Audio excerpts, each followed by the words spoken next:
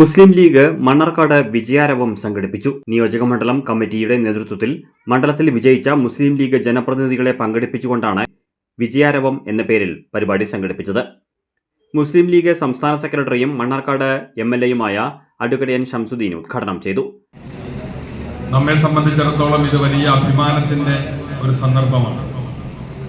ഈ കഴിഞ്ഞ ത്രിതല പഞ്ചായത്ത് തെരഞ്ഞെടുപ്പിൽ ഐക്യ ജനാധിപത്യ മുന്നണിയും ലീഗ് പാർട്ടിയും പ്രത്യേകിച്ച് വലിയ നേട്ടങ്ങൾ കരഗതമാക്കിയിട്ടുണ്ട്. നമ്മളും അതിൻ്റെ ഭാഗമായി മണ്ണാർക്കാടും ആ മുന്നേറ്റത്തിൻ്റെ കൂടെ നിന്നു എന്നുള്ളതാണ് ഇവിടുത്തെ ഈ ജനപ്രതിനിധികളുടെ എണ്ണം തെളിയിക്കുന്നത്. 54 ജനപ്രതിനിധികൾ ലീഗിൻ്റെ ഭാഗത്തു നിന്നാണ്. അതിനേക്കാൾ കുറച്ച് കൂടുതൽ കോൺഗ്രസിന്റെ ഭാഗത്തുനിന്നുമായി 110ഓളം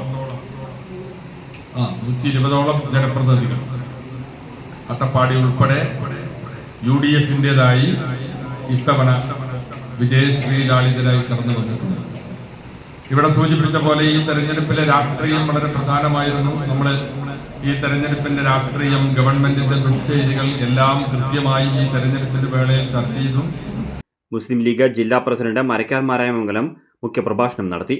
കളത്തിൽ Abdulla, KK Aziz, Ponpara Koyakutty, Kalladi Abubakar, TA Salam master, Gafoor Kolkalathil, advocate Nasar Kombath, MPA Bakar master, ജില്ലാ panchayat member Rafeekha Parokkottil, block president Neethu Krishna, municipal chairperson Sajana teacher, Alippu Haji, Shameer Pazheri എന്നിവർ സംസാരിച്ചു. മണ്ഡലം ജനറൽ സെക്രട്ടറി ഹുസൈൻ കോളശ്ശേരി സ്വാഗതം പറഞ്ഞു.